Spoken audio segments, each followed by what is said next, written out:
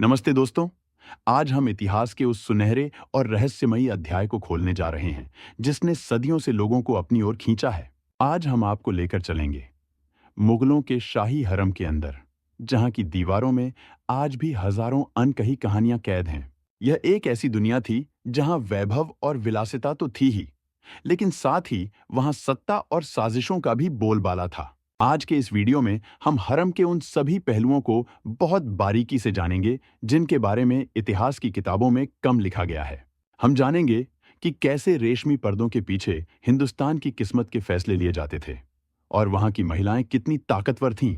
इस ऐतिहासिक सफर की शुरुआत करने से पहले मेरी आपसे एक छोटी सी गुजारिश है कि इस वीडियो को अभी लाइक जरूर कर दें। आपका एक लाइक हमें ऐसे ही बेहतरीन और गहरे शोध वाले वीडियो बनाने के लिए बहुत प्रेरित करता है। तो चलिए शुरू करते हैं। जब हम मुगल हरम की बात करते हैं तो हमारे दिमाग में अक्सर फिल्मों या नाटकों में दिखाए गए दृश्य घूमने लगते हैं। हमें लगता है कि हरम सिर्फ बादशाह के मनोरंजन और आराम के लिए बनाई गई एक जगह थी जहां सुंदर स्त्रियां नृत्य करती थीं। लेकिन इतिहास की गहराई में जाने पर पता चलता है कि यह सच का सिर्फ एक बहुत छोटा और धुंधला सा हिस्सा है। मुगल हरम वास्तव में एक बहुत ही व्यवस्थित और अनुशासित संस्था थी जो साम्राज्य का एक महत्वपूर्ण हिस्सा थी। इसे आप एक छोटा शहर कह सकते हैं जो महल की चार दीवारी के भीतर बसा हुआ था और अपनी अलग दुनिया में जीता था। हरम शब्द अरबी भाषा के हराम शब्द से निकला है, जिसका मतलब होता है पवित्र या निषिद्ध जगह, जहां हर कोई नहीं जा सकता। यह वह जगह थी जहां बादशाह के परिवार की महिलाएं और उनकी सेवा करने वाले हजारों लोग रहा करते थे। इस जगह की पवित्रता और सुरक्षा का इतना ध्यान रखा जाता था कि वहां परिंदा भी पर नहीं मार सकता था। मुगल बादशाहों के लिए हरम सिर्फ घर नहीं था, बल्कि यह उनकी शान और शौकत का प्रतीक भी माना जाता था। बाबर से लेकर औरंगजेब तक हर बादशाह के दौर में हरम का आकार और उसके नियम बदलते रहे और सख्त होते गए। अकबर के समय में हरम की व्यवस्था को बहुत ही वैज्ञानिक और प्रशासनिक तरीके से ढाला गया था, जो हैरान करने वाला है। आईने अकबरी में अबुल फजल ने हरम के प्रशासन के बारे में बहुत विस्तार से लिखा है, जिसे पढ़कर आज भी लोग दंग रह जाते हैं। हरम के अंदर रहने वाली महिलाओं की संख्या सैकड़ों नहीं, बल्कि हजारों में होती थी और हर किसी का काम बंटा हुआ था। इनमें बादशाह की माताएं, पत्नियां, बहनें, बेटियां और दूर की रिश्तेदार महिलाएं भी शामिल होती थीं। इसके अलावा हजारों की तादाद में दासियां, बांदियां और महिला कर्मचारी भी वहां दिन रात काम करती थीं। हरम का अपना एक अलग प्रशासन था, जिसके अधिकारी और कर्मचारी सब महिलाएं ही होती थीं।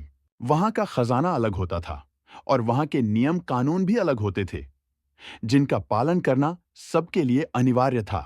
सबसे ऊपर बादशाह की मां या मुख्य बेगम होती थीं, जिनका आदेश हरम के अंदर पत्थर की लकीर माना जाता था। बादशाह भी अपनी मां के सम्मान में झुकते थे और कई बड़े राजनीतिक फैसले लेने से पहले उनसे सलाह मशविरा करते थे।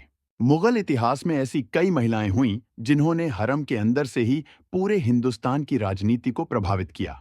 बाबर की बेटी गुलबदन बेगम ने हुमायूं नामा लिखकर हमें उस दौर की अंदरूनी बातों का बहुत ही सुंदर विवरण दिया है। गुलबदन बेगम बहुत ही पढ़ी लिखी और समझदार महिला थीं और उनकी लेखनी से हमें हरम की संस्कृति का पता चलता है। हरम के अंदर शिक्षा का बहुत महत्व था और शहजादियों को बेहतरीन तालीम दी जाती थी ताकि वे विदुषी बन सकें। उन्हें अरबी, फारसी और तुर्की भाषाओं के साथ साथ इतिहास, भूगोल और गणित का भी ज्ञान दिया जाता था। कई मुगल शहजादियां बेहतरीन कवयित्री थीं और वे अपने नाम की बजाय उपनाम से कविताएं लिखती थीं। औरंगजेब की बेटी जेबुन्निसा को कविता और साहित्य का बहुत शौक था और उनका अपना एक अलग पुस्तकालय था। हरम के अंदर पुस्तकालयों का होना यह साबित करता है कि वहां की महिलाएं सिर्फ श्रृंगार में ही व्यस्त नहीं रहती थीं। वे दुनिया भर के साहित्य को पढ़ती थीं और उस पर चर्चा करती थीं, जो उनकी बौद्धिक क्षमता को दर्शाता है। अब जरा हरम की बनावट और वास्तुकला की बात करते हैं, जो अपने आप में किसी अजूबे से कम नहीं थी।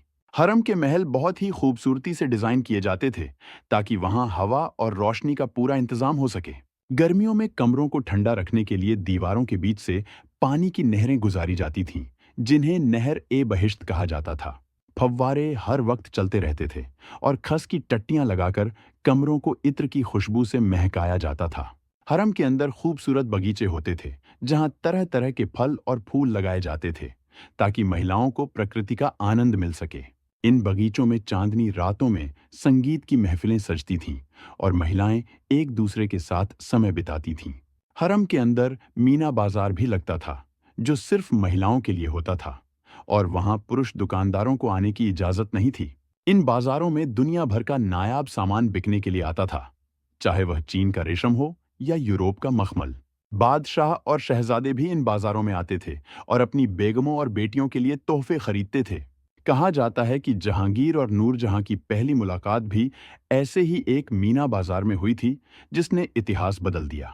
हरम की अर्थव्यवस्था भी बहुत मजबूत थी और कई रानियां अपने खुद के व्यापारिक जहाज चलाती थीं।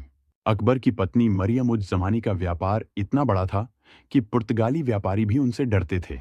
वे मसालों और कपड़ों का व्यापार करती थीं और उनके जहाज दुनिया के कई बंदरगाहों पर जाते थे। इससे पता चलता है कि मुगल महिलाएं आर्थिक रूप से स्वतंत्र थीं और उन्हें व्यापार करने की पूरी आज़ादी थी। जहां आरा बेगम ने भी सूरत के बंदरगाह से होने वाले व्यापार से बहुत दौलत कमाई थी और उसे जनहित में लगाया था। चांदनी चौक का निर्माण और वहां की सराय बनवाना जहां आरा बेगम की सोच और उनकी दौलत का ही नतीजा था। हरम के अंदर महिलाओं को वेतन या भत्ता मिलता था, जिसे वे अपनी मर्जी से खर्च कर सकती थीं। बड़े ओहदे वाली बेगमों का भत्ता तो इतना ज्यादा था कि वे अपनी खुद की सेना भी रख सकती थीं। अब हम बात करते हैं हरम की सुरक्षा व्यवस्था की, जो किसी किले की सुरक्षा से कम नहीं थी और बहुत सख्त थी। हरम की सुरक्षा कई घेरों में बंटी हुई थी और हर घेरे को पार करना लगभग नामुमकिन था। सबसे अंदरूनी घेरे में महिला अंगरक्षक तैनात रहती थीं, जो हथियारों से लैस होती थीं और बहुत वफादार थीं। इनमें कई महिलाएं उज्बेकिस्तान और तुर्की से आती थीं, जिन्हें उर्दू बेगियाओं कहा जाता था, और वे बहुत ताकतवर थीं। वे तीरंदाजी और भाला चलाने में माहिर थीं और बादशाह के सोते समय भी पहरा देती थीं। इसके बाद के घेरे में ख्वाजासरा या किन्नर पहरेदार होते थे, जो हरम के दरवाजों पर तैनात रहते थे।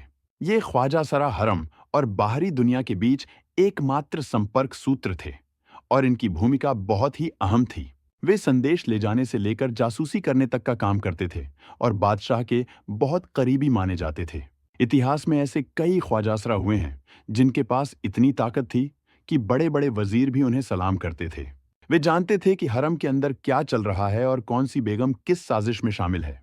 इसलिए रानियां भी इन ख्वाजासराओं को तोहफे देकर खुश रखने की कोशिश करती थीं, ताकि उनका प्रभाव बना रहे।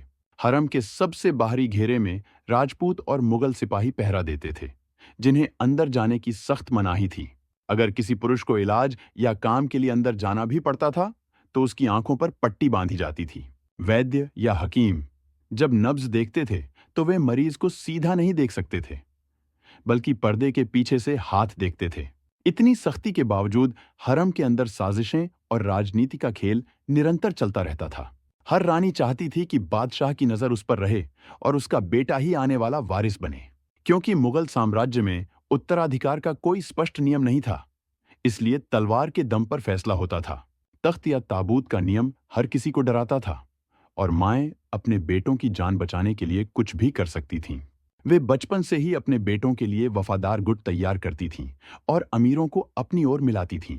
खाने में जहर मिलाना या किसी को धोखे से मरवा देना हरम की राजनीति का एक काला हिस्सा था। अकबर के समय में महामनगा और उनकी साजिशों के बारे में तो आपने सुना ही होगा, जिन्होंने बैरम खान को हटवाया था। हरम की महिलाएं कूटनीति में माहिर थीं और वे जानती थीं कि बादशाह के कान कैसे भरे जाते हैं। नूरजहां तो इस मामले में सबसे आगे थीं, जिन्होंने जहांगीर के शासनकाल में पूरी सत्ता अपने हाथ में ले ली थी। वे झरोखा दर्शन देती थीं और उनके नाम के सिक्के भी ढलवाए गए, जो एक अभूतपूर्व घटना थी।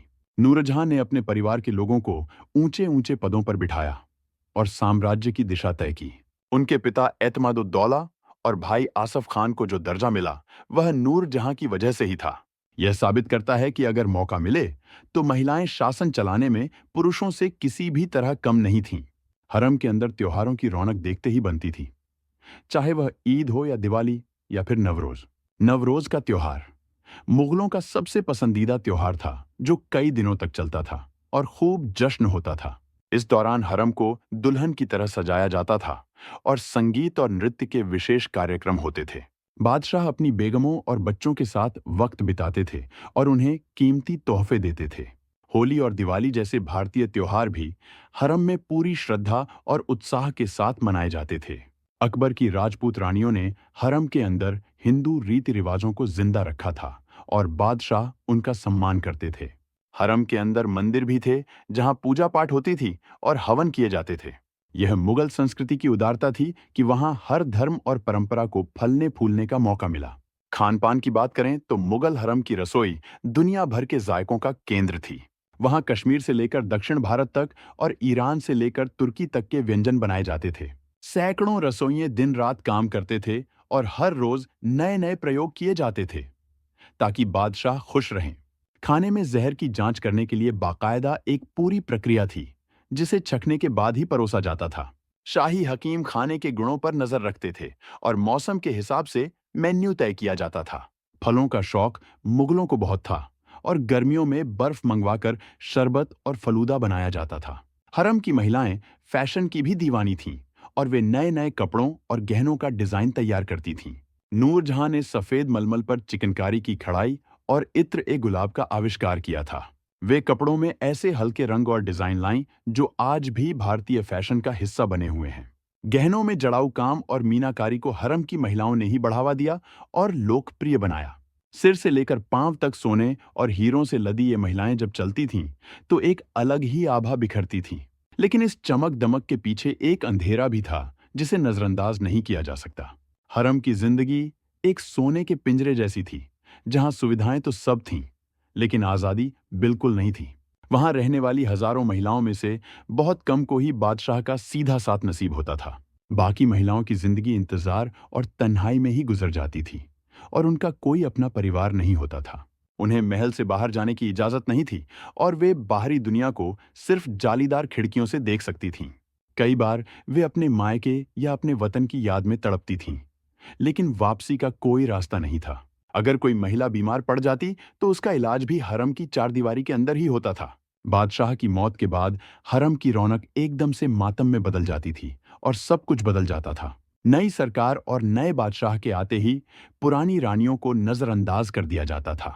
उन्हें अक्सर शहर के बाहर बने पुराने महलों में भेज दिया जाता था, जहां वे सादगी से रहती थीं। विधवा बेगमों को सफेद कपड़े पहनने पड़ते थे और उन्हें किसी भी खुशी के मौके पर शामिल नहीं किया जाता था। शाहजहां के बीमार पड़ने पर जब उत्तराधिकार का युद्ध शुरू हुआ, तो हरम में खलबली मच गई थी।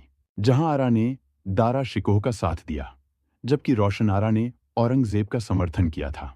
सगी बहनों के बीच की यह दुश्मनी बताती है कि सत्ता की भूख रिश्तों पर कितनी भारी पड़ती थी।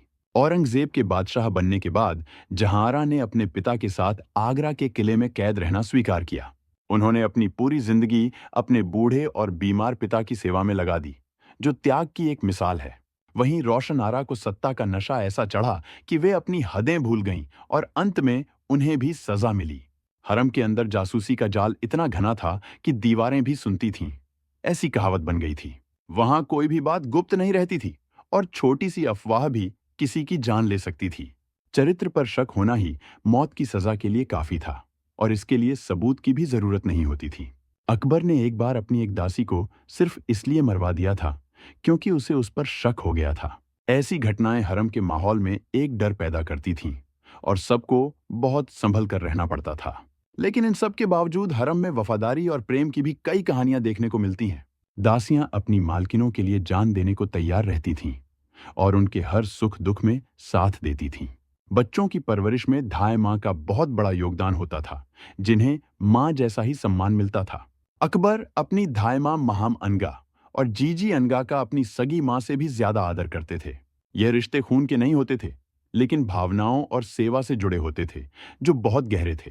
हरम में संगीत और कला को जो संरक्षण मिला, उसने भारतीय शास्त्रीय संगीत को बहुत समृद्ध किया। तानसेन जैसे महान संगीतकार भी हरम की महिलाओं को संगीत की शिक्षा देते थे, लेकिन पर्दे के पीछे से कथक नृत्य शैली का विकास भी मुगल दरबार और हरम के माहौल में ही हुआ और फला फूला चित्रकला में भी हरम के दृश्यों को बहुत खूबसूरती से उकेरा गया है, जो आज भी संग्रहालयों की शोभा है।